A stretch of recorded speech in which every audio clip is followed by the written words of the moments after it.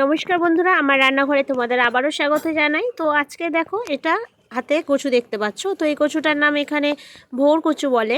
তোমাদের ওখানে কি বলে অবশ্যই কমেন্ট বক্সে জানাবে। তো আজকের এই কচুটাকে একটা নতুন রেসিপি তোমাদের বানিয়ে দেখাবো। তো চলো আগে কচুটাকে কেটে নিই।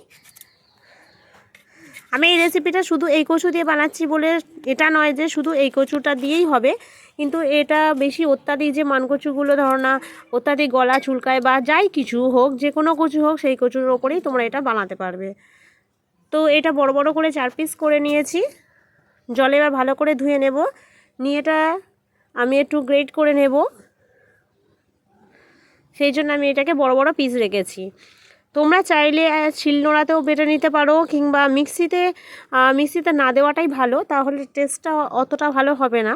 তাই আমি এটা গ্রেট করে নিচ্ছি এই মেশিনের দ্বারায়। দেখো কত সুন্দর ঝুরঝুরু হয়ে পড়ছে। যতই হাজার কচু গালে চুলকাক না কেন, এই রেসিপিটা বানালে তোমরা গরম ভাত এক থালা অবশ্যই নিমেষে শেষ করে দেবে, অথচ একটু গালে ধরবে না। তো দেখো কচুগুলো আমার কোড়া হয়ে গেছে সব। তো দেখো আর ফাইনালি কচু কোড়া হয়ে গেছে। এরপর আমি যাব রান্নার দিকে। তো কড়ার মধ্যে দেখো 2 থেকে 3টে শুকনো লঙ্কা একটু ফাটিয়ে নিয়েছি, দানাগুলোও রেখেছি। এরপর আমি দিয়ে দিয়েছি কিছুটা সর্ষের তেল, দিয়ে ভালো করে লঙ্কাগুলোকে আগে ভেজে নিতে হবে, একদম কালো কালো করে ভেজে নেব। নিয়ে তারপরে 2টো পেঁয়াজ কেটে রেখেছিলাম, সেগুলো কড়ার তেলের মধ্যে দিয়ে ভালো করে নেড়েচেড়ে ভেজে নেব। তো পেঁয়াজগুলো যখন হালকা ভাজা ভাজা হয়ে আসবে, এর ওপর দিয়ে দেবো কিছুটা রসুন থেতো করা। রসুনটা যেন হালকা একটু গোটা গোটা ভাব থাকে, ভাজলে খুব ভালো লাগবে। এরপর দিয়ে দেব আমি হলুদ গুঁড়ো, পরিমাণ মতো দিয়ে দিতে হবে। তারপরে দিয়ে দেবো একটু গুঁড়ো লঙ্কা। এরপরে দিয়ে দেবো জিরে মৌরি গুঁড়ো, ধনে গুঁড়ো এতেই রাখা আছে, তাই একসঙ্গেই দিয়ে দিলাম একটু বেশি করে। দিয়ে মশলাটা ভালো করে কষে নেব। এরপর দিয়ে দিচ্ছি পরিমাণ মতো নুন, দিয়ে মশলাটাকে ভালো করে আগে কষিয়ে নেব তেলের মধ্যে, ভাজা ভাজা করে নেব সব। নিয়ে তারপরে আমার গ্রেট করে রাখা কচুগুলো দিয়ে দেব।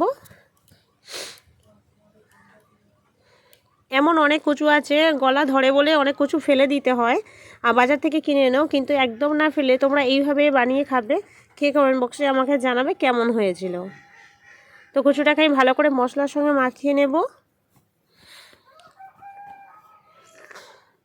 রান্নাটা একটু ধৈর্য সহকারে করতে হয়।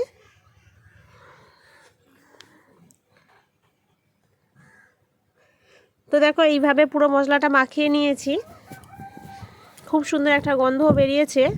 খানিকটা ভাজা ভাজা হয়ে গেলে, একটু কমে এলে তোমরা স্বাদ মতো চিনি দিয়ে দেবে। চিনিটা অবশ্যই দেবে, ওটা স্কিপ করে গেলে তাহলে কিন্তু টেস্টটা অতটা ভালো হবে না। দিয়ে আরও ভালো করে নাড়তে থাকবে, একদম খুব শুকনো শুকনো, যত শুকনো করবে এই রেসিপি টেস্টটা ততটা বেশি বাড়বে। কড়াই যতটা পারবে শুকনো করে নেবে, যতটা রস না থাকে ততই ভালো।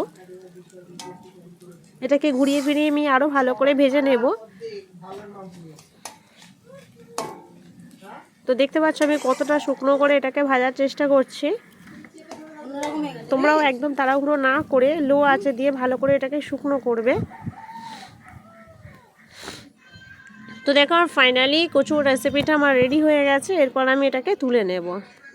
তো বন্ধুরা, এই ছিল আমার আজকের এই কচুর একটা মারাত্মক সুন্দর রেসিপি। কেমন লাগলো তোমরা অবশ্যই কমেন্ট বক্সে জানাবে। ভিডিওটা ভালো লাগলে প্লিজ একটা লাইক দিয়ে চ্যানেলটা সাবস্ক্রাইব করে আমার পাশে থেকো। তো বন্ধুরা টাটা, আজকের পর্যন্তই। আবার দেখা হচ্ছে অন্য কোনো রেসিপির অন্য ভিডিওতে। ভালো থাকবে।